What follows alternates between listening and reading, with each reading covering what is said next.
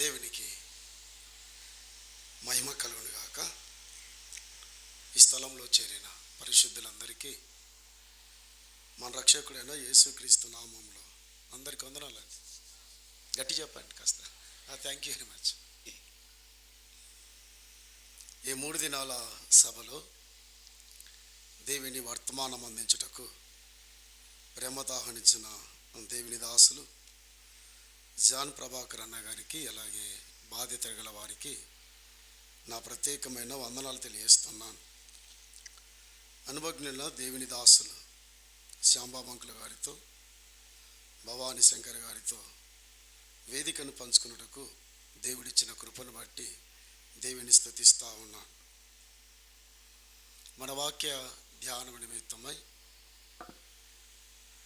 మనం ఎప్పుడు వింటున్న మాటలు, అనేకసార్లు ధ్యానించిన సంగతులను మరొకసారి మీ ముందు జ్ఞాపకం చేయాలని ప్రభునందు నేను మీకు ఇష్టపడతా ఉన్నాను. మొదటి సమూయేలు గ్రంథం 16వ అధ్యాయంలో దావీదు జీవితంలో కొన్ని సంగతులు మనం కలిసి ధ్యానం చేద్దాం. 16వ అధ్యాయం 12వ వచనం నేను చదువుతున్నాను. అతడు వాడిని పిలువనంపించి లోపలి తోడుకొని వచ్చాను. అతని ఎర్రనివాడును, చక్కని నేత్రములు గలవాడును, చూచుటకు సుందరమైన వాడై ఉండెను. అతడు రాగానే నేను కోరుకున్నవాడు ఇతడే, నువ్వు లేచి వాడిని అభిషేకించమని యెహోవా సెలవీయగా. 17వ అధ్యాయం 17వ వచనం.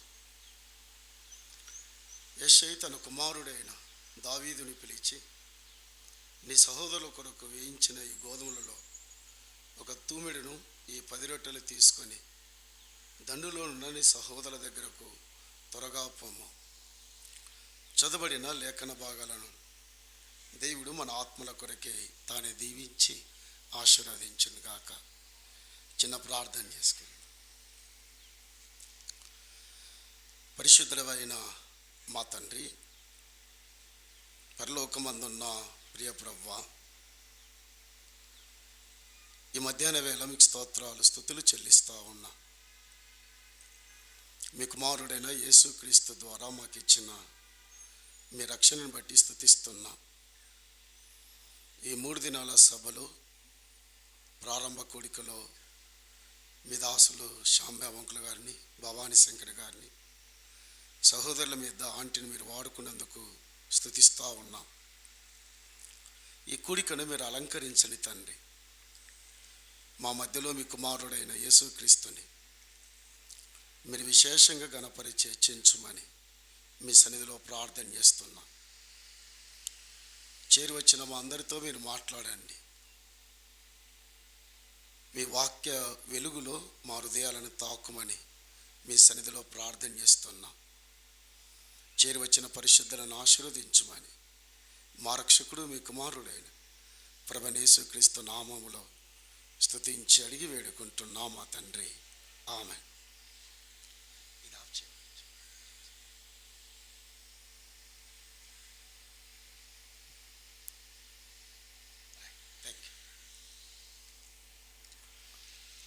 ప్రభునందు సోదర సోదరులారా, దావీదు యొక్క క్యారెక్టర్ అంటే దావీదు జీవితంలో ఉన్న లక్షణాలు నేను మాట్లాడట్లేదు, కానీ దావీదు ఏ ఏ స్థలాల్లో నిలబడ్డాడో ఆ స్థలాల్లో ఉన్న ఒక ఆధ్యాత్మికమైన పాఠాలను ఒక ప్రాక్టికల్గా ఆచరణాత్మకమైన సంగతులను కలిసి ధ్యానం చేయాలని ప్రభునందు నేను మిక్కిలి ఇష్టపడతా ఉన్నాను.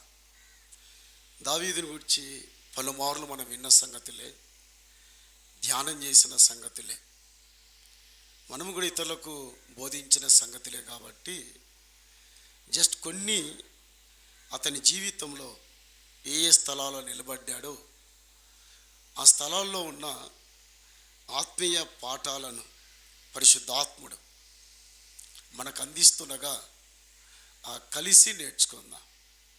సో వాక్యం వినేటప్పుడు చిన్న మనవి, ఏకాగ్రత పెట్టి దేవుని వాక్యం వింటే ప్రభు మనతో మాట్లాడతాడు. మన జీవితానికి ఏది అవసరతో, ఏది ముఖ్యమైనదో ఈ సభలో నుండి పరిశుద్ధాత్ముడు తేటగా లేఖనంలో నుండి మనల్ని స్పందిస్తాడు. మనతో మాట్లాడుతుండగా ప్రతి విశ్వాసి ఈ వాక్యం విన్న తర్వాత, దేవుని దాసులు చెప్పిన తర్వాత, మొదటగా నేను, తర్వాత మీరు చెప్పే నేను చాలా ప్రాముఖ్యం దేవునికి. అందువల్ల A.W. టోజర్ ఒక మాట అన్నాడు, వాక్యం చెప్పే ప్రసంగికుడు దేవునికి చాలా ప్రాముఖ్యమైన వాడు అన్నాడు. వాక్య సందేశం కంటే వాక్య ప్రసంగికుడు దేవునికి ప్రాముఖ్యమైన వాడు. కాబట్టి ఇది నా జీవితంలో నేను ప్రాక్టికల్గా అనుభవించి నా జీవితంలో దాన్ని పాటిస్తూ మెదుట నిలబడినప్పుడు వాక్యం దేవుని ప్రజలలో ప్రభావితం చేస్తుంది. అలా కాకుండా ఏదో వర్తమానం చెప్పి వెళ్ళిపోతే అది ప్రొఫెషనల్ అవుతుంది. కాబట్టి దేవుని వాక్యం చెప్పే ముందు దీన్ని నేను పాటించి నా జీవితంలో అనుభవించుకొని మీ ముందు నిలబడాలని దేవుడు ఆశిస్తూ ఉన్నాడు. కానీ ఇరువురము వాక్యం విని ఈ సంగతులు మనం పాటిస్తున్నామా లేదని పరీక్షించుకుందాం. సో ఈ వాక్యానికి వెళ్ళకముందు, అనగా 16వ అధ్యాయం 17వ అధ్యాయంలో దావీదు జీవితంని మనం పరిశీలిస్తున్నప్పుడు దేవుని సత్యానికి లేదా దేవుని యొక్క చిత్తానికి చాలా ప్రాముఖ్యతనిచ్చాడు, దానికే ప్రాధాన్యత ఇచ్చాడు. సో దేవుని సత్యానికి, దేవుని యొక్క చిత్తానికి ఎక్కువగా తన జీవితాన్ని అంకితం చేశాడు. నేటి స్థానిక సంఘాలు విశ్వాసులైన ఎందుకు మనము ఆధ్యాత్మికంగా పేదరికంలో ఉన్నాం, ఆధ్యాత్మికమైన దుస్థితిలో ఉన్నామంటే 2 కారణాలు. ఆయన సత్యాన్ని సంఘాలు ప్రక్కన పెట్టారు. ఇది మొదటిది. ఆయన సత్యాన్ని గురించి పెద్దగా ఆరాటం లేదు, పెద్దగా అవగాహన లేదు. అందువల్ల స్థానిక సంఘాల్లో ఆధ్యాత్మికమైన పేదరికం వచ్చింది. సో ఆ సంఘాల్లో డబ్బులు ఉన్నాయి, సభలు ఉన్నాయి, అనేక వర్తమానాలు వింటున్నాం, కానీ ప్రజలు ఆధ్యాత్మికమైన పేదరికంలోకి వెళ్ళాడు. సో కారణం దేవుని సత్యాన్ని ప్రక్కన పెట్టడం లేదా దేవుని చిత్తాన్ని ప్రక్కన పెట్టడం. దీన్ని పాటించిన వారు దేవుని చేత ఆశీర్వదించబడ్డారు. దేవుని సత్యాన్ని, దేవుని చిత్తాన్ని పాటించిన వ్యక్తులను చూస్తున్నాం, సంఘాలను చూస్తున్నాం. వారు దేవుని చేత ఆశీర్వదించబడ్డారు, దేవుని చేత వర్ధిల్లారు. దీన్ని ప్రక్కన పెట్టిన ఏ సంఘమైనా, ఏ విశ్వాసైనా ఆధ్యాత్మికమైన పేదరికానికి వెళ్ళాడు. కానీ దావీదు యొక్క జీవిత లోతైన సహవాసం దేవునితో లేదా తన ఆధ్యాత్మిక పరిపక్వత, ఆధ్యాత్మికమైన ఆచరణాత్మకమైన జీవితాన్ని దేవునితో కలిగినప్పుడు లేదా దేవునిలో కలిసి ప్రయాణం చేస్తున్నప్పుడు దేవుడి మాట రాయించాడు. ఏమని? ఇప్పుడు ఆ వచనాన్ని మనం చదువుదాం. మొదటి సమూయేలు గ్రంథం 16వ అధ్యాయం 12వ వచనం చదువుదాం. 12వ వచనం. ఎర్రని వాడును, చక్కని నేత్రములు గల వాడును, చూచుటకు సుందరమైన వాడే ఉండెను. దావీదు యొక్క నైతికమైన గుణలక్షణాలు కలిగిన జీవితాన్ని ఈ వచనం ఎంత చక్కగా చెప్తా ఉంచులని. దావీదు యొక్క నైతికమైన ఆ గుణశీలం లేదా ఆ నైతికత యొక్క ఆ సౌందర్యాన్ని దేవుడు ఎంత చక్కగా రాయించాడు. కాబట్టి దావీదు రమ్యమైన నేత్రములు కలిగిన వాడు, అదర్వైజ్ అందమైన నేత్రములు కలిగిన వాడు. ఇలాంటి బైబిల్లో ఒక 4 చోట్ల మాత్రమే దేవుడు లిఖించాడు దావీదు యొక్క నైతిక సౌందర్యతను గురించి రాస్తూ రమ్యమైన సౌందర్య గలవాడని రాశాడు. అలాగే కీర్తన గ్రంథం కీర్తన గ్రంథం 48వ కీర్తన 48వ కీర్తన 2వ చరణం చదువుతున్నాను. 2వ చరణం. ఉత్తర దిక్కునున్న మహారాజు పట్టణమైన సియోను పర్వతం రమ్యమైన ఎత్తుగల చోట నుంచబడి సర్వభూమికి సంతోషకరముగా ఉన్నది. రమ్యమైన ఎత్తుగల చోట, రమ్యమైన సహవాసాన్ని ఈ కీర్తనాకారుడు చెప్తా ఉన్నాడు. రమ్యమైన దావీదు యొక్క సౌందర్య లక్షణం. కీర్తన 48:2లో రమ్యమైన సహవాసం, ఎంత రమ్యమైన సహవాసమో అక్కడ రాయబడినది. దాన్ని వర్ణించట్లేదు నేను. మూడవదిగా యెషయా గ్రంథం 53వ అధ్యాయం. యెషయా గ్రంథం 53వ అధ్యాయం 7వ వచనం. సువార్తను ప్రకటించుచు సమాధానము చాటించుచు, సువర్తమానం ప్రకటించుచు రక్షణ సమాచారం ప్రచురించువాని పాదములు, నీ దేవుడు ఏలుచున్నాడని సియోనులో చెప్పువాని పాదములు పర్వతముల మీద ఎంతో సుందరములైనవి. రక్షకుని యొక్క పాదములు ఎంతో సుందరములైనవి. సో రమ్యమైన దావీదు యొక్క అంతరంగ లక్షణం, రమ్యమైన సహవాసం, అలాగే రమ్యమైన రక్షకుని యొక్క పాదాలు. చివరిగా ఇర్మియా గ్రంథం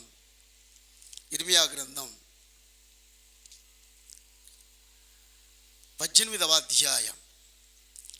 ఇర్మియా గ్రంథం 18వ అధ్యాయం 20వ వచనం. కనులెత్తి ఉత్తరం నుండి వచ్చుచున్న వానిని చూడుడి, నీకీయబడిన మంద, నీ సౌందర్యమైన మంద, రమ్యమైన మందను గురించి రాయబడినది. నీ సౌందర్యమైన మంద. సో 4 విషయాలు.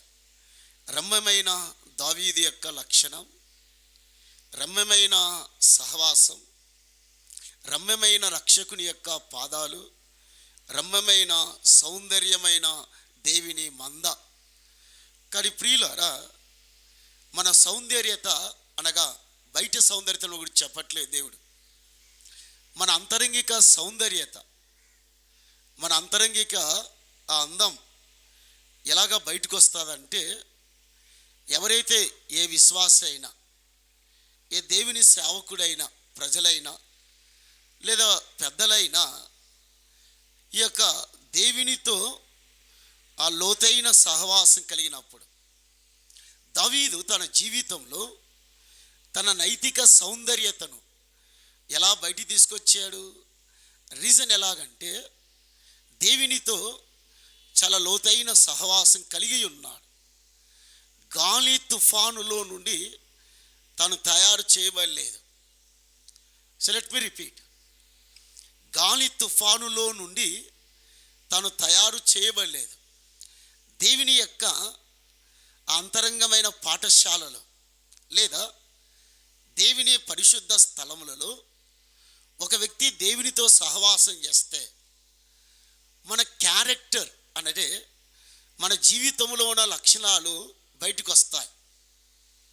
దేవునితో సహవాసం చేయకుండా, దట్ వుడ్ మీన్ లోతైన సహవాసం. మోషే దేవునితో లోతైన సహవాసం చేశాడు. అందువల్లే కొండ మీద నుండి దిగి వస్తుండగా అతని ముఖ చర్మము ఎంత ప్రకాశించిందో చూడండి. దేవుని ప్రజలు దేవునితో లోతైన సహవాసం లేరు.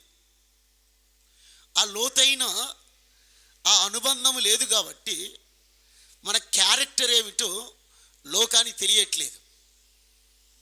మన క్యారెక్టర్ అంటే మన జీవిత లక్షణం బయటపడాలి అంటే మనం దేవునితో ఏ సహవాసం కలిగి ఉంటామో అదే బయట చూపిస్తాం మనం. సో దావీదు దేవునితో ఆ లోతైన సహవాసం లేదా ఆ లోతైన అనుభవం కలిగినట ద్వారా తన అంతరంగంలో ఉన్న ఆ నైతికమైన ఆ సౌందర్యత తను ఎలా తీసుకొచ్చాడు, ఎవరి ముందు ఎలాగ ప్రవర్తించాడో దానిని మొదటి సమూయేలు గ్రంథంలో దేవుడు రాయించాడు.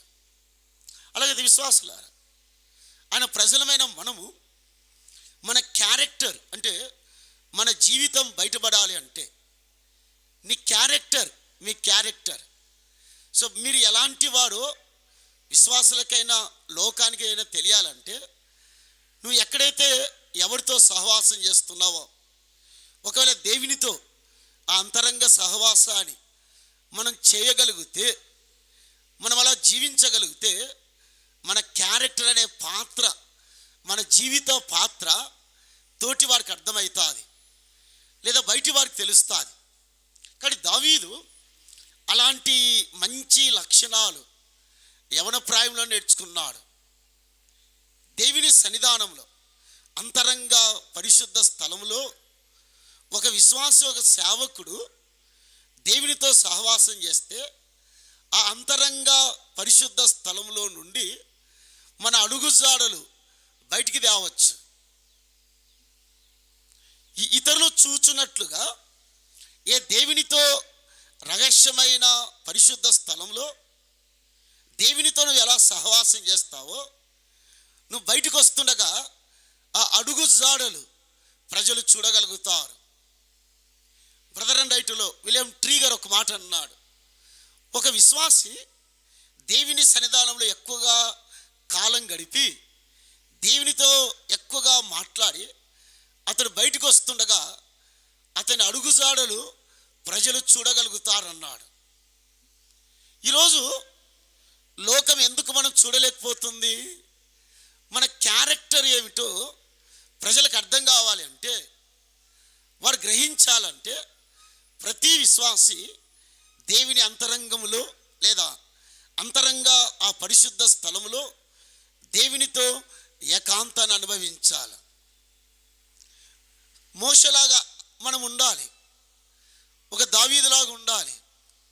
మన ప్రభు కూడా ఈ 30 ఏళ్ళు తన తండ్రితో తను ఎంత ఏకాంతంగా ఒంటరిగా సహవాసం చేశాడు. సో లోకము ప్రభుని వారు చూచినప్పుడు వరిచిన సాక్ష్యం ఉదయకాలం మనం విన్నాం.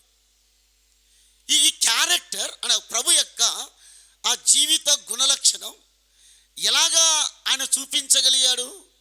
సో తండ్రితో తను 30 ఏళ్ళు ఏకాంతంగా ఉన్నాడు. అందుమాత్రమే కాదు, ఈవెన్ ఆయన పరిచర్యలో కూడా టైం దొరికితే ఎలా కాలం గడిపేవాడో చూద్దాం. మార్క్స్ వార్త మొదటి అధ్యాయం 35వ వచనం.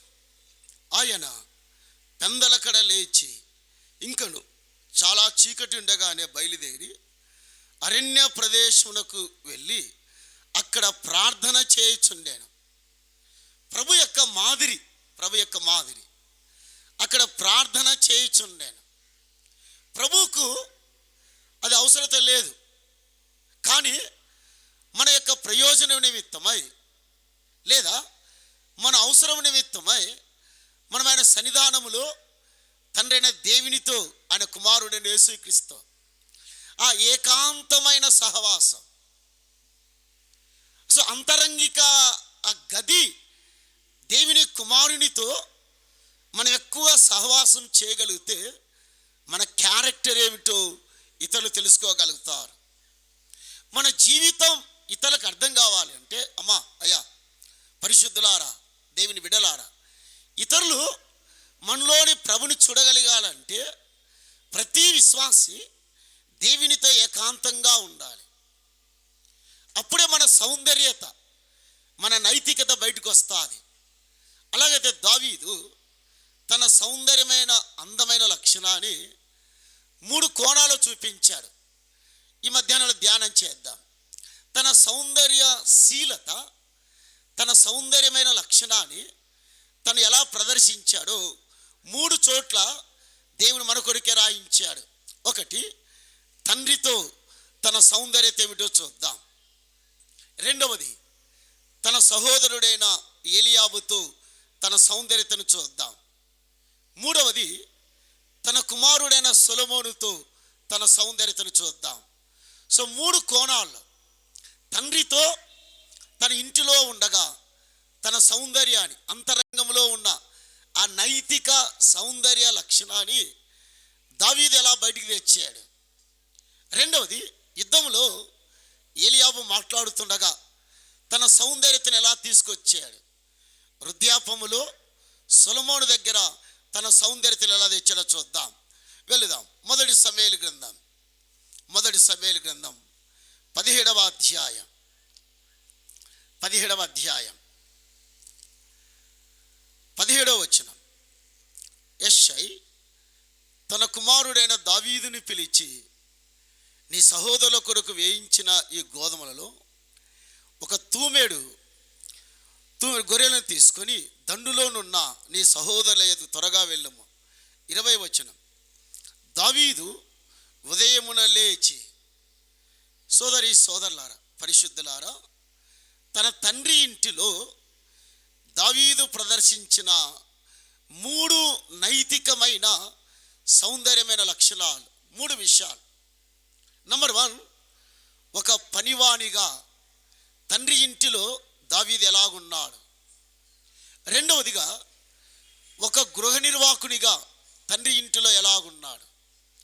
మూడవదిగా ఒక కుమారునిగా తండ్రి ఇంటిలో ఎలాగున్నాడు. ఈ 3 మధ్యాహ్నం వేళ ఆలోచిద్దాం. తండ్రి ఇంటిలో ఒక పనివానిగా, రెండవది ఒక గృహ నిర్వాహకునిగా, మూడవది ఒక కుమారునిగా తను ఎలాగా జీవించాడో చూద్దాం. ఈ 3 ప్రతి విశ్వాసికి, ప్రతి దేవుని సేవకునికి అవసరం. చాలా ఆవశ్యకతని దేవుడు రాయించాడు. సరే, మొదటిదిగా ఒక పనివానిగా ఎలా ఉన్నాడో చూద్దాం. 17వ అధ్యాయం 20వ వచనం. దావీదు ఉదయమున లేచి తండ్రి ఆదేశించినప్పుడు దావీదు ప్రదర్శించిన లేదా దావీదు అనుసరించిన ఆ విధానం ఎంత అద్భుతమో చూడండి. తండ్రి సెలవీయగా, సోదర ఇటు చూద్దాం, ఇటు చూడండి. తండ్రి సెలవివ్వగానే ఒక పనివాడిగా ఉదయమున లేచి ఇక్కడ మనం నేర్చుకోవలసిన పాఠం ఏమిటి, నేర్చుకోవలసిన సత్యం ఏమిటి? ఆ సౌందర్యత లక్షణాన్ని దావీదు తండ్రి ఇంటిలో ఒక పనివాడిగా ఎలా ప్రదర్శించాడో చూడండి. ఉదయమున లేచి, దట్ వుడ్ మీన్ తన సహోదరుల పట్ల, వినండి సోదరులారా, తన ప్రజల పట్ల, తన దేశం పట్ల తనకున్న ప్రేమ, ఆ ప్రేమను ఎలాగా దావీదు బయలుపరిచాడు. ఆ సౌందర్యత, ఆ అందమైన లక్షణం ఉదయమున లేచి తన ప్రజలకు తను ఎలాగా సేవ చేయబోతున్నాడో, లేదా తను ప్రజలకు ఎలా పరిచర్య చేయబోతున్నాడో ఎంత తేటగా చెప్పాడు. ఉదయమున లేచి, సో తన ప్రజల పట్ల కలిగిన ఆ అపేక్ష, లేదా తన ప్రజల పట్ల కలిగిన ఆ ప్రేమ, అనురాగాలు, ఆ లెగడంలోనే ఆ ప్రేమ యొక్క ఆ సౌందర్యతను దావీదు ఎలా తెచ్చాడో చూడండి. ఒక దావీదే కాదు, మన దైవ గ్రంథంలో చూస్తున్నగా ఒక చిన్న మాట చదివద్దాం. నిర్గమాకాండం 34వ అధ్యాయం. నిర్గమాకాండం 34వ అధ్యాయం వచనం 2వ వచనం. ఉదయమునకు నీవు సిద్ధపడి ఉదయమున సీనాయి కొండ ఎక్కి అక్కడ శిఖరము మీద నా సన్నిధి నిలుచుండవలేను.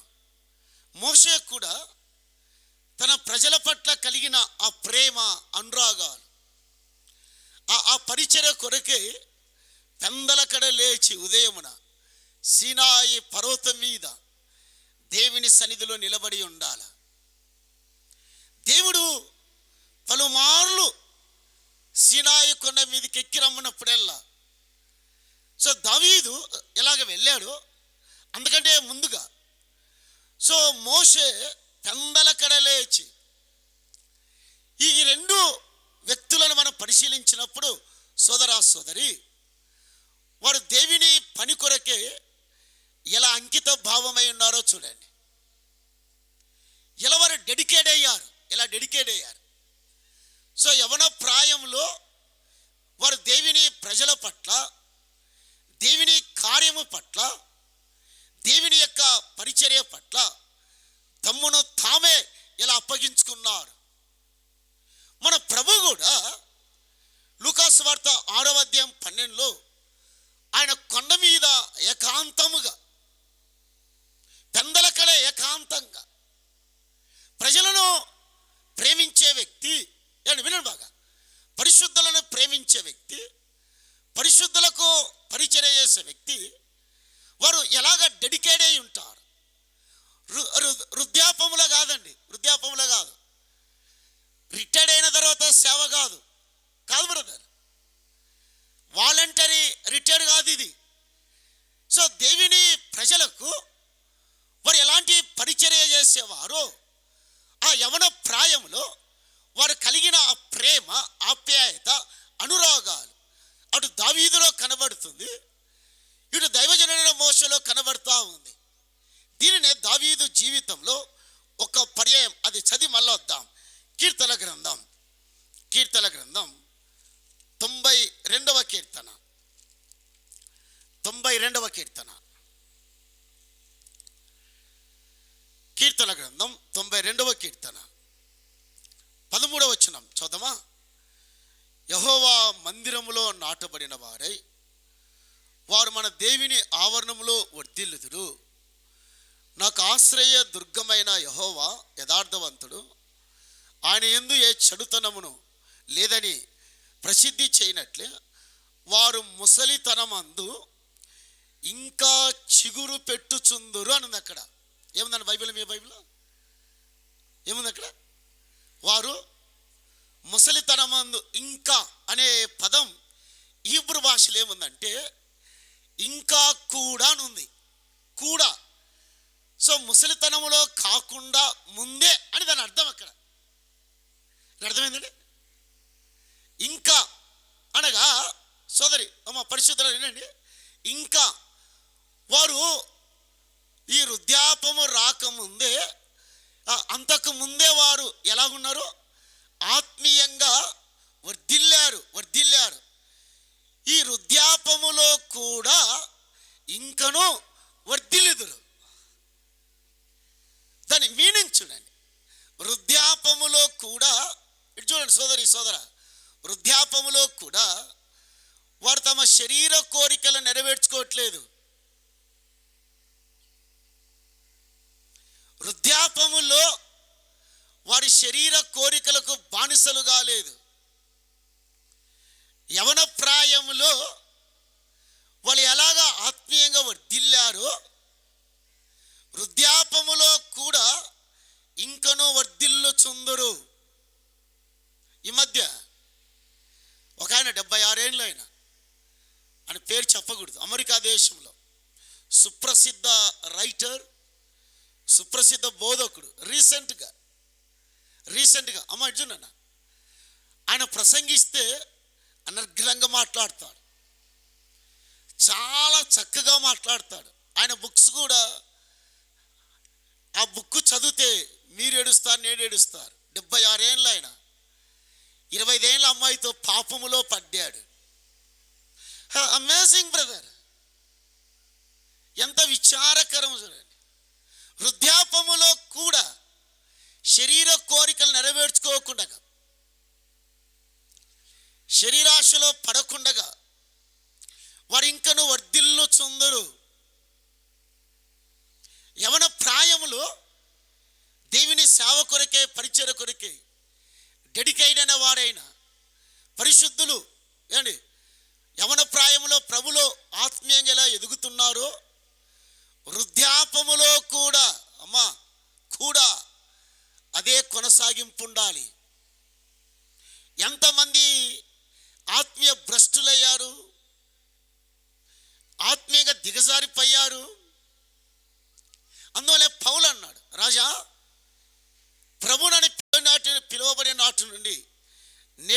ప్రజలకు నా మనసాక్షిని కాపాడుకొనుచున్నాను. ఈ మనసాక్షి మీద ఏ దోషము ఏ నేరం మోపకూడదు. పౌలు ఆ రాజుల ముందు ఇచ్చిన స్టేట్మెంట్ చూడండి. వృద్ధాపములో కూడా వర్ధిల్లడం అనేది అదొక ఆశీర్వాదకరం, దీవెనకరం. మన పితరులు వెళ్ళారు వృద్ధాపములో కూడా సాక్ష్యాన్ని కాపాడుకుని దైవదాసులు ప్రభుదాస్ గారు, జి రాజారావు గారు, పెద్దవారు వెళ్ళారు. నేటి ఆధునిక విశ్వాసులు వృద్ధాపములో ఆత్మీయంగా వర్ధిల్లట్లేదు. ఇది మన హెచ్చరిక.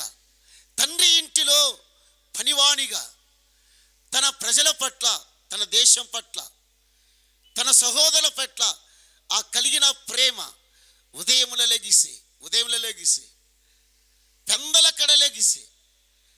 సోదరి సోదరులారా, అమ్మామ అయ్యా హలో చూడండి, దేవుని ప్రజలారా, ఎంతమంది ఈ ప్రేమ అనగా దావీదు వలె పెందల కడ లేచి ఉదయమున మోషే వలె మన ప్రభువు వలె ఆయన ప్రజల కొరకే సిద్ధపడి వెళుతున్నారు? ఎంతమంది? నిజమైన ఆ భారం, ఆ భావజాలాలు మనకున్నవే? దేవుడు మనకు అప్పగించబడిన ఈ పనిలో, ఈ పరిచర్యలో, లేదా పరిశుద్ధుల పట్ల, దేవుని ప్రజల పట్ల ఆ ప్రేమ అనురాగాలు కనిపించట్లేదు. దావీదు అలాగ లేడు. దావీదు డెడికేషన్ చాలా వేరుగా ఉంది. మోషే డెడికేషన్ చాలా వేరుగా ఉంది. మన ప్రభు అంతకంటే మాదిరి కనబడుతూ ఉన్నాడు. సోదరులారా, తండ్రి ఇంటిలో పనివాడిగా ప్రేమను చూపిస్తున్నాడు. ఎంత సౌందర్యత, ఎంత అందమైన లక్షణం. రెండవదిగా మొదటి సమూయేలు గ్రంథం 17వ అధ్యాయం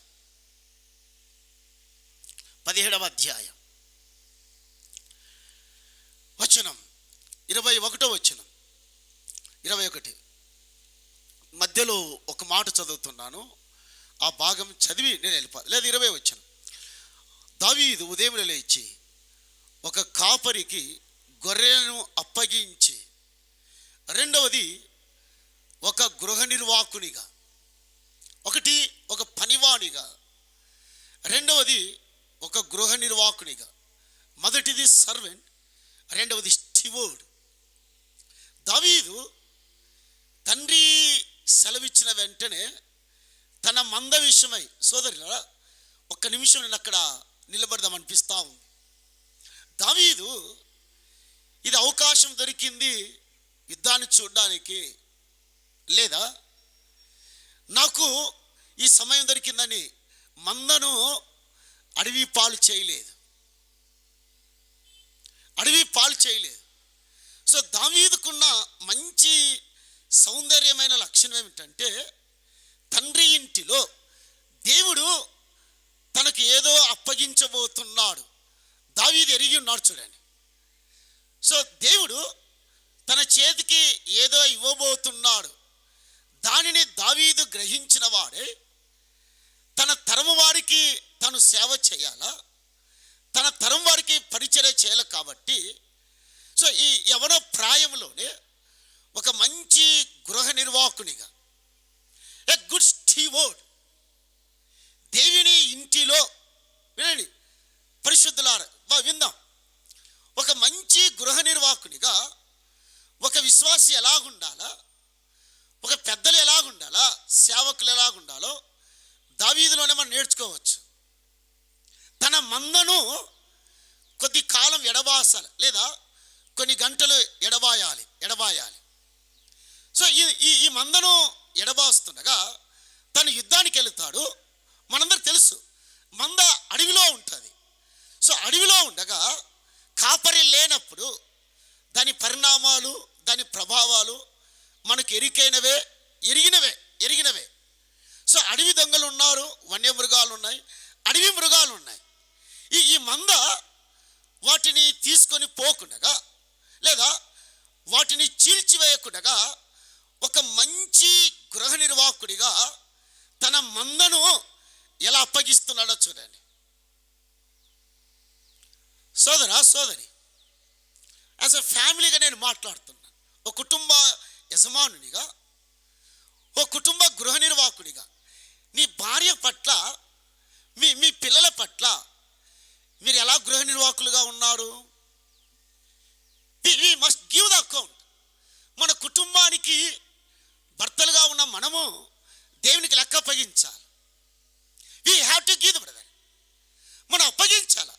ఒక భర్తగా మన పిల్లలు, మన భార్య, వారి పట్ల ఎలా స్టీవర్డ్గా ఉన్నాను? ప్రభు అడిగేది ఇదే. యెహోషువ ఒక మంచి గృహ నిర్వాహకుడు, a good steward. Not only soldier, ఒక నాయకుడే కాదు, ఆయన నాట్ ఓన్లీ లీడర్, నాయకుడే కాదు, బట్ కుటుంబానికి గృహ నిర్వాహకుడు. సో ఎలాగన్నాడు? నేనును ఇటు చూడు, నేనును నా ఇంటి వారును యెహోవాను. ప్రభా, నేనొక్కడే కాదు ప్రభా, నా భార్య సంగతి నాకు తెలియదు ప్రభా, నా పిల్లల సంగతి నాకు తెలియదు ప్రభా అని యెహోషువ చెప్పలేదు. అక్కడ యెహోషువ మాట్లాడలేదు. యెహోషువకు తన భార్యను గురించి తెలుసు, తన యొక్క పిల్లల గురించి తెలుసు. వారి ఆత్మీయ స్థితి ఎరిగినవాడు. ఎవరు? యెహోషువ ఎరిగి మాట్లాడుతున్నాడు. ప్రభా, నేను ఒక్కనే చర్చికి వెళ్తాను, నా భార్య సంగతి నాకు తెలియదు, నా పిల్లల సంగతి నాకు తెలియదు. నేడు సంఘాలలో భర్త వస్తే భార్య రావట్లేదు, భార్య భర్తలు వస్తే పిల్లలు రావట్లేదు. కానీ దావీదు చూడండి, మంద వన్యమృగాల నోటిలో పడకుండగా, అడవి మృగాల్లో పడకుండగా, కొద్ది గంటలు ఎడబాస్తుండగా మందను ఎంత చక్కగా అప్పగించాడు. అందువల్ల మనం ఇందాక చదివిన ఆ ఇర్మియా గ్రంథంలో దేవుని రమ్యమైన మంద, ఒక కుటుంబ యజమానిగా, ఒక మంచి గృహ నిర్వాహకునిగా ఉండాలి. సోదరి, అబ్రహాం లింకన్ ఒక మాట అన్నాడు తన బయోగ్రఫీలో. ఈ మాట నన్ను బాగా కదిలించిందండి. నా భార్య పట్ల, నా పిల్లల పట్ల ఒక మంచి గృహ నిర్వాహకునిగా నేను ఉండకపోతే దేశ అధ్యక్షునిగా పనిచేయడం అది సాధ్యం కాదన్నాడు. సో అబ్రహాం లింకన్ ఇచ్చే స్టేట్మెంట్ చూడండి. ఓ కుటుంబ మంచి గృహ నిర్వాహకునిగా నేను ఉండకపోతే దేశాన్ని ఎలా పరిపాలిస్తాను? ఎంతమంది సేవకులైనా, పరిశుద్ధులైన, విశ్వాసులైనా దేవుని యొక్క మంద విషయమై ఎంత మంచి గృహ నిర్వాహకులుగా ఉన్నారు? దావీదు ఆ సంగతి ఎరిగినవాడు. దేవుడు ఒక మందను తనకి ఇవ్వబోతున్నాడు, లేదా ఒక గొప్ప బాధ్యతను తనకి ఇవ్వబోతున్నాడు. దావీదు ఎరిగి ఆ మంద తన తోటి వాడికి ఇచ్చి ఎలాగొచ్చాడో చూడండి. మందను వదిలేసి రాలేదు, గాలికి వదిలేయలేదు, నెట్టేయలేదు. కానీ ప్రియులారా, పౌలు ఈ విషయం మాట్లాడుతూ తను ఎలా చెప్పాడో చూడండి. మనం ఎరిగిన మాట చదివద్దాం. కొరింథీయులకు రాసిన మొదటి పత్రిక 4వ అధ్యాయం. కొరింథీయులకు రాసిన మొదటి పత్రిక 4వ అధ్యాయం మొదటి వచనం. ఇలాగున క్రీస్తు సేవకులమనియు దేవుని మర్మ విషయములలో గృహ నిర్వాహకులమనియు ప్రతి మనుష్యుడు మమ్మను భావించవలెను. మరియు గృహ నిర్వాహకులలో ప్రతి వాడును నమ్మకస్తుడై ఉండుట అవశ్యమన్నాడు. ప్రతి గృహ నిర్వాహకుడు నమ్మకస్తుడై ఉండుట. సోదరులారా, సూటిగా ఒక ప్రశ్న అడుగుతాను. దేవుని మంద దగ్గర అది సొమ్మైనా, పరిచర్య అయినా, మరి ఏదైనా మనం ఎంతవరకు ఫెయిత్ఫుల్గా ఉన్నాం? సో రియాలిటీగా,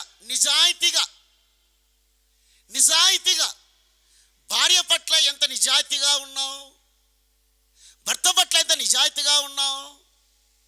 ఒక మంచి గృహ నిర్వాహకుడు, మంచి నమ్మకస్తుడై ఉన్నాడు. Is is a faithful. దావీదు పరిపాలన అధ్యక్షుడు కావాలి అంటే దేవుడు దావీదుని ఎలా పరీక్షిస్తున్నాడో చూడండి, ఎలా పరీక్ష కోణంలో తెస్తున్నాడో చూడండి. బాల్యములోనే, యవన ప్రాయములో దేశాన్ని అప్పగించాలంటే, పరిపాలన అప్పగించాలంటే దావీదు యొక్క ఆ గృహ నిర్వాహకత్వం యవన ప్రాయంలోనే దేవుడు పరీక్షించాడు.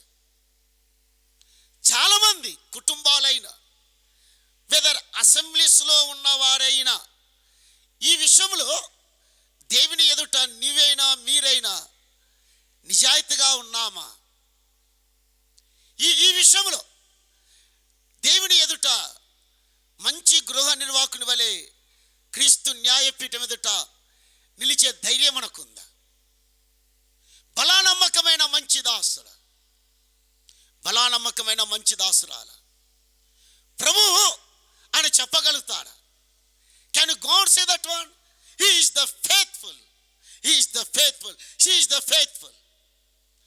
ఈవిడ మంచి నమ్మకస్తురాలు, భక్తిలో, ఆత్మీయతలో, పరిశుద్ధతలో, ప్రార్థనలో.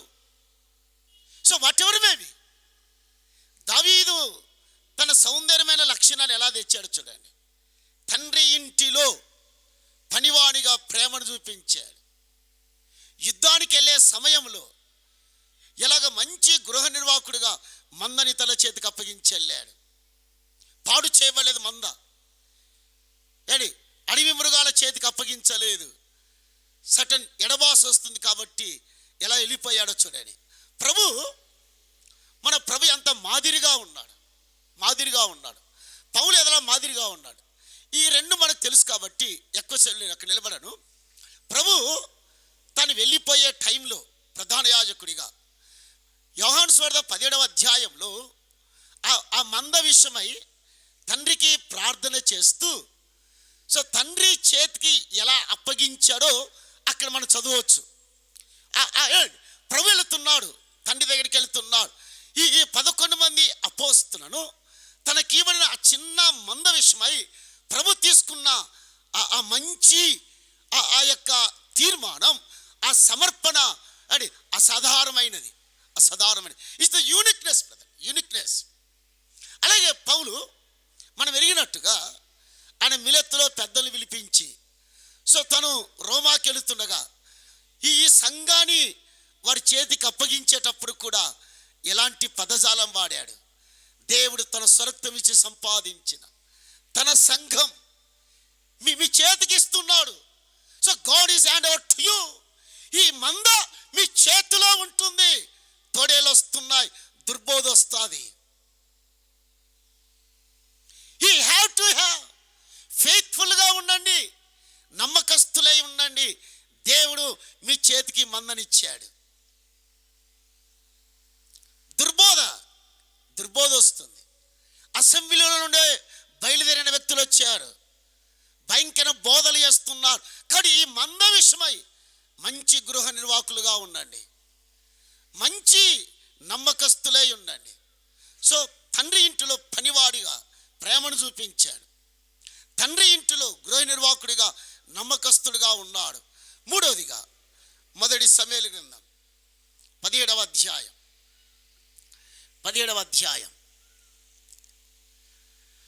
వచనం 17వ వచనం. యెషై తన కుమారుడైన దావీదుని పిలిపించి, నీ సహోదరుల కొరకు వేయించిన ఈ గోధుమలో ఒక తూమెడు, చదువుతారనే ఒకసారి ఇదిగే, తూమెడు గొర్రెలు తీసుకొని మందలోనున్న ఈ సహోదరుల ఎద్దకు త్వరగా పొమ్ము. మూడవది తండ్రి ఇంటిలో కుమారునిగా.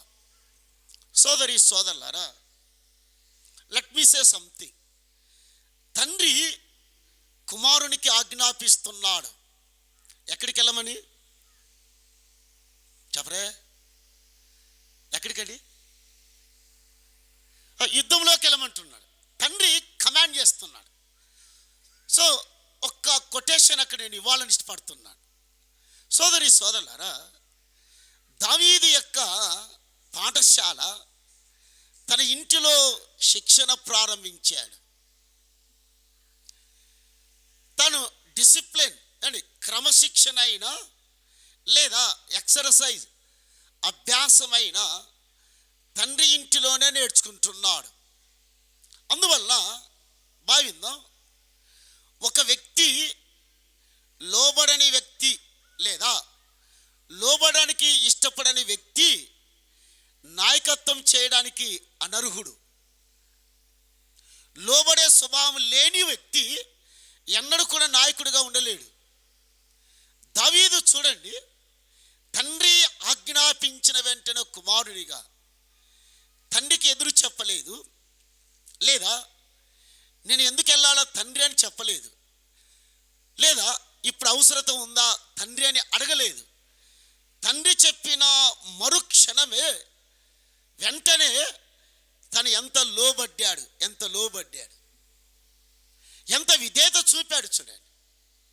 సో దావీదు తండ్రి ఇంటిలో లోబడం నేర్చుకున్నాడు. సో మన ప్రభుని గురించి మనం ఎరుగుదాం. ఆ సంగతులు లూకాసు వార్త 2వ అధ్యాయం 50-52లో ఆయన నజరేతునకు వచ్చి ఆయన తల్లిదండ్రులకు లోబడి మార్చలేండి. 2:50లో మన ప్రభు లోబడి విధేయత అని చెప్పలేదు, అక్కడ లోబడి దావీదు తన జీవితంలో ఈ పాఠాలు ఎంతవరకు కొనసాగించాడు? 2వ సమూయేలు గ్రంథం 23వ అధ్యాయం 2వ సమూయేలు గ్రంథం. ఈ లోబడుట తన జీవితంలో తను మర్చిపోలేదు, తను ఎన్నడూ విడిచిపెట్టలేదు. 23వ అధ్యాయం 1వ వచనం, దావీదు రచించిన చివరి మాటలు ఇవే. యెషయా కుమారుడగు దావీదు అన్నాడు. ఎవరి కుమారుడు? ఏముంది అక్కడ? యెషయా కుమారుడగు దావీదు. ఇదే మాట కీర్తన గ్రంథం 72వ కీర్తన గ్రంథం 72వ కీర్తన చివరి చరణం, చివరి చరణం. యెషయా కుమారుడగు దావీదు ప్రార్థనలు ముగిసెను. పరిశుద్ధాత్ముడు ఈ 2 చోట్ల ఈ పదాలు వాడాడు. ఏ పదాలండి? యెషయా కుమారుడగు దావీదు చివరి మాటలు, యెషయా కుమారుడగు దావీదు చివరి ప్రార్థనలు. ఎందుకు పరిశుద్ధాత్ముడు ఈ మాట రాయించాడంటే, చూడండి బ్రదర్, తన తండ్రి ఇంటిలో తను ఎలాగా నేర్చుకున్నాడో, తను ఎలాగా లోబడ్డాడో ఆ మాటలు చెప్పేటప్పుడు తన తండ్రిని గురించి రాస్తున్నాడు. ఏమన్నాడు? తన తండ్రియగు యెషై కుమారుడు అని చూడండి. తను నేర్చుకున్న పాఠాలు, లోబడే పాఠాలు, విధేయత మాటలు, లేదా తండ్రి ఆజ్ఞలు పాటించే మాటలు. సోదరా, ఈ మధ్యాహ్న వేళ చిన్న ప్రశ్న ఇస్తాను. ఎంతమంది దేవుని వాక్యానికి మనం లోబడుతున్నాం? విశ్వాసులకు లోబడే స్వభావం మనకు లేదు. వర్తమానాలు మనం వింటాం, సందేశాలు మనం వింటాం, వాక్యాలు చదువుతాం. బట్ దేవుని సత్యానికి, దేవుని మాటలకు, దేవుని సేవకులకైనా పెద్దలకైనా మళ్ళీ ఎంతమందికి లోబడే స్వభావం ఉంది? దావీదు తను ఎక్కడి నుండి వచ్చాడో ఆ మాట మర్చిపోలేదు. తను ఎవరి కుమారుడు? యెషయా కుమారుడు దావీదు చివరి మాటలు, యెషయా కుమారుడు దావీదు చివరి ప్రార్థనలు. తండ్రి ఇంటిలో ఈ 3 నేర్చుకున్నాడు. సోదరులారా, సోదరి, ఒక పనివాడిగా తన సౌందర్య లక్షణ ప్రేమను బయలుపెట్టాడు. గృహ నిర్వాహకుడిగా నమ్మకస్తుడిగా సౌందర్యతను బయటికి తెచ్చాడు. కుమారుడిగా ఆ లోబడే సౌందర్యతను బయటికి తెచ్చాడు. అందువల్లే అతని సౌందర్య నైతిక గుణశీలతను పరిశుద్ధాత్మ మనకి ఎంత చక్కగా రాయించాడు. ఇక రెండవదిగా తన సహోదరునితో తను ఎలా ప్రవర్తించాడు? 1 సమూయేలు గ్రంథం 17వ అధ్యాయం, 1 సమూయేలు గ్రంథం 17వ అధ్యాయం 28వ వచనం. ఎలియాబు అన్న మాటలు చూడండి. అతడు ఆ కింది భాగం, ఎలియాబునకు వినబడగా ఎలియాబునకు దావీదు, ఒకసారి మీరు ఎవరిని చదువుతారా నాయనా? దావీదు మీద కోపం వచ్చి అతనితో, ఇక్కడ ఎందుకు వచ్చితివి? అరణ్యంలో ఆ చిన్న గొర్రె మందను ఎవరు వశము చేసితివి? నీ గర్వము, నీ హృదయపు చెడుతనము నేను ఎరుగుదును. యుద్ధము చూచుటకే గదా నీ వచ్చితివా నేను. సోదరులారా, 17వ అధ్యాయం 20లో తన అన్న అయిన ఎలియాబుతో తను ఎలా ప్రదర్శించాడో 17వ అధ్యాయం 28లో చాలా బాగా రాయించాడు దేవుడు. నేను వినండి ఒకసారి. హలో, ఇటు చూడండి. దావీదు యుద్ధానికి వెళ్ళినప్పుడు మనకు ఆ సంగతులు తెలుసు. ఎలియాబు దావీదుని ఎగతాళి చేశాడు, దావీదుని కించపరిచాడు, దావీదుని తగ్గించాడు, దావీదుని అవమానపరిచాడు. ఒకవేళ ఇటు చూస్తారా, ఆ ప్లేస్లో మీరున్నా నేనున్నా ఎలా రియాక్ట్ అవుతాం? మన కించపరిస్తే, ఎవరైనా అవమానపరిస్తే, హేళన చేస్తే, ఎవరైనా మనం తగ్గిస్తే మనం ఎలా రియాక్ట్ అవుతాము? చూడండి, ఇటు చూడండి. హలో, ఇటు చూడయ్యా, ఎలా అవుతాము మీరు చెప్పండి అమ్మా. మీ ఇతరులు ఎవరైనా మనం కించపరిచినప్పుడు, అవమానపరిచినప్పుడు, హేళన చేసినప్పుడు ఎలాగా ప్రతిస్పందిస్తాం చెప్పరే? గోదావరిలో చాలా మంచోళ్ళు. మా రాయలసీమలో అయితే ప్రతీకారం తీర్చుకుంటారు అప్పుడే. మా వైపు గోదావరిలో అలాగా లేరండి, మంచోళ్ళు అనుకుంటా నేను, చాలా మంచివారు. బట్ దావీదు ఎలా ప్రవర్తించాడు? తన అన్న కించపరిచినప్పుడు, అవమానపరిచినప్పుడు, హేళన చేసినప్పుడు, తనను దూషించినప్పుడు దావీదు ఎలా ప్రవర్తించాడు చూద్దాం. అదే 1 సమూయేలు గ్రంథం 17వ అధ్యాయం 30వ వచనం. అతని యొద్ద నుండి తొలిగి, చూడండి, దావీదు స్పందించిన విధానం ప్రతి విశ్వాసి కలిగి ఉంటే అందులో దేవుడు మహిమపరచబడతాడు. ఒకవేళ దావీదు ఏలియాబుచ్చులో పడిపోయి ఉంటే తన సాక్ష్యం దెబ్బతినేది. వినండి సోదరులారా. లేదా దావీదు ఎదురు తిరిగి ఉంటే, స్పందించింటే దేవుని నామం అగౌరవపరచబడి దేవుని యొక్క కార్యానికి అవమానం కలిగేది.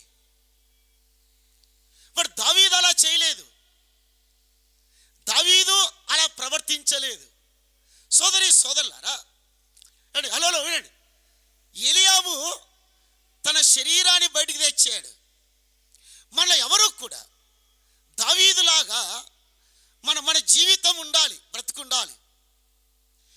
రియాక్ట్ కాలేదు, ప్రతిస్పందించలేదు. చూడండి, ఎక్కడో కూడా దావీదు తన అన్న దగ్గర తగాదాలు లేదు, వాదం పెట్టుకోలేదు. చివరికి వాళ్ళ అన్నకు ఎదురు తిరగలేదు, సాక్ష్యాన్ని కాపాడుకున్నాడు. విననా, దేవుని నామం అగౌరవపరచబడకూడదు, దేవుని కార్యం పాడు కాకూడదు. ఎందుకు దావీదు అలా చేశాడు? దావీదు దేవుని యొక్క పాఠశాల ఒంటరిగా కాలం గడిపాడు కాబట్టి దావీదు చాలా వేరుగా ఉన్నాడు, దావీదు చాలా భిన్నంగా ఉన్నాడు. కానీ తను రాజైన తర్వాత తన అన్న పట్ల ఎలా ప్రదర్శించాడు త్వరగలేదాం. 1 దినవృత్తాంతాల గ్రంథం తన అన్న పట్ల ఎలా ప్రదర్శించాడు, ఎలా వెళ్ళాడో చూడండి. 27వ అధ్యాయం 1 దినవృత్తాంతాల గ్రంథం 27వ అధ్యాయం 17వ వచనం చదువున్నాను ఒకసారి. 17వ వచనం. కెమూయేలు కుమారుడైన హషబ్య లేవీలకు అధిపతిగా ఉండెను. సాదోకు అహరోనీలకు అధిపతిగా ఉండెను. 18వ వచనం చదువున్నాను. 18. దావీదు సహోదరులు ఎలీహు అను ఒకడు యూదావారికి అధిపతిగా ఉండెను. ఎవరు? ఎలీహు ఎవరైనా? దావీదు సహోదరుడు. ఎవరైనా? ఎలియాబే. ఎవరండి? అమ్మా ఇటు చూడన్నా అయ్యా.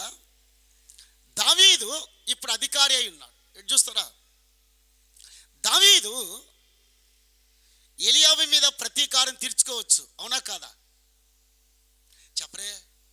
ఏంటి, అవునా కదా? ప్రతీకారం తీర్చుకోవచ్చు. తన పగను ఎలియాబు మీద తీర్చుకోవచ్చు.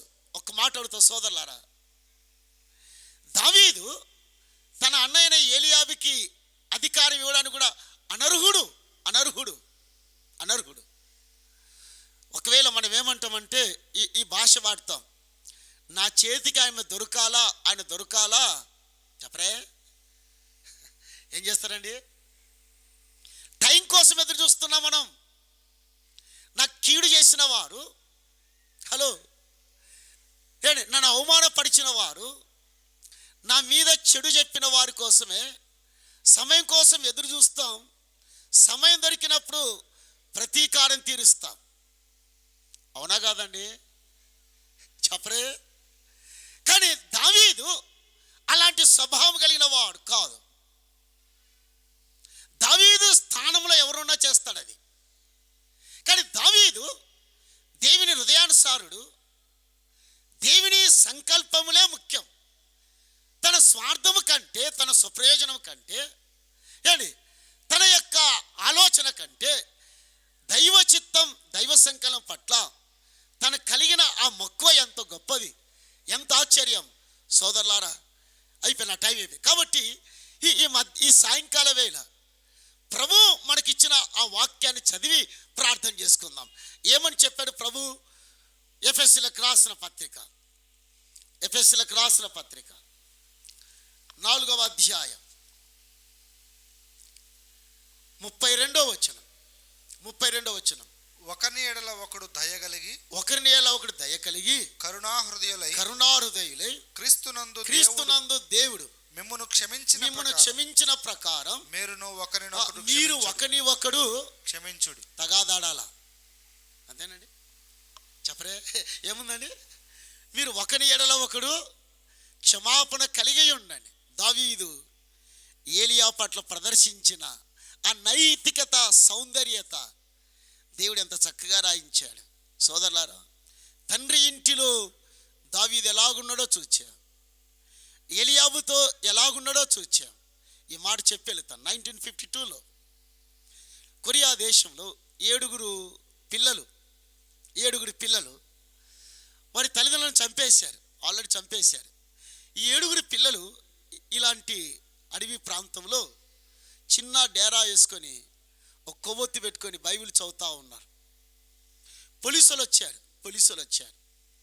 పోలీసులు వచ్చి వారి నాయకుడు 13 ఏళ్ళ అబ్బాయిని పిలిచాడు. ఇట్రా అన్నాడు. మీరేం చేస్తున్నారని. సార్, మా అమ్మగారు మా నాన్నగారు చనిపోయారు, ఎవరు లేరు మాకు తల్లిదండ్రులు. దేవుడు మాకు ఇచ్చిన ఆ ప్రేమను ఇతరులకు ఎలా చెప్పాలనో దానికోసం 7 మంది కూడి బైబిల్ చదువుతున్నామని చెప్పారు. పోలీస్ అధికారి ఏమన్నాడంటే, బైబిల్ పక్కన పెట్టన్నాడు. అది కుదరదు సార్ అన్నాడు. మీరు చచ్చిపోతారు అబ్బాయి అన్నాడు. సార్, మేము చనిపోయే లోపల 2 చూపిస్తాం మీకు. ఒకటి, దేవుని ప్రేమను చూపిస్తాం. మా తల్లిదండ్రులను మీరు చంపినా మేము మిమ్మల్ని ఎలా క్షమించామో చూపిస్తామన్నారు. ఎలాగన్నారు? మీరు అడగండి అన్నాడు. సలకపాడు ఇచ్చారు 7 మంది పిల్లలకు. 13 సంవత్సరాల ఒక అబ్బాయి, 10, 6, 5, 7 మంది పిల్లలు. సమాధులు తవ్వుకోమన్నాడు. సమాధులు తవ్వారు. 6 గంటలు పట్టింది. ఇప్పుడు ఏం చేయాలి సార్ అన్నారు. సమాధులు పడుకోమన్నారు. బైబిల్ పెట్టమన్నారు. కుదరదు సార్ అన్నాడు. బైబిల్ ఎలా ఎద మీద పెట్టుకున్నారు. వారి మీద మట్టేశారు. 7 మంది పిల్లలు సజీవ సమాధి అయ్యారు. అయినా ఆ గంటకు ఆ పోలీస్ అధికారి ఇంటికి వెళ్ళి వారి నాయకుడు 13 ఏళ్ళలో, సార్ 2 ప్రదర్శిస్తాం. ఒకటి ప్రేమ, రెండవది క్షమాపణ. ఇది హృదయంలో మారుమోగుతుండగా ఆలోచించాడు. మరుసటి ఉదయమున యేసు ప్రభు నమ్ముకున్నాడు. క్రీస్తు మిమ్మల్ని క్షమించిన ప్రకారం ఒకని ఎడల ఒకడు క్షమాపణ కలిగి ఉండండి. దావీదులు నేర్చుకున్న 2 సౌందర్యతలు. తండ్రి ఇంటిలో ఏం ప్రదర్శించాడు, అలాగే అన్నతో ఏ సౌందర్యతను ప్రదర్శించాడు. నమ్మిన మనము తోటి విశ్వాసుల మధ్య, మన బంధువుల మధ్య మన సౌందర్యత, ఆత్మీయ సౌందర్యతను ఎలా ప్రదర్శిస్తున్నాం. నిజమేనా? వాస్తవేనా? ప్రార్థన చేసుకుందాం. పరిశుద్ధుడైన మా తండ్రి, స్తుతిస్తున్నాం. దావీదులు ఇచ్చిన పాఠాలను బట్టి వందనాలు చెల్లిస్తూ వేదాసులు వర్తమానం అందిస్తున్న సహాయం దయచేయమని క్రీస్తు యేసు నామములో స్తుతించి అడిగి వేడుకుంటున్నా మా తండ్రి. ఆమేన్.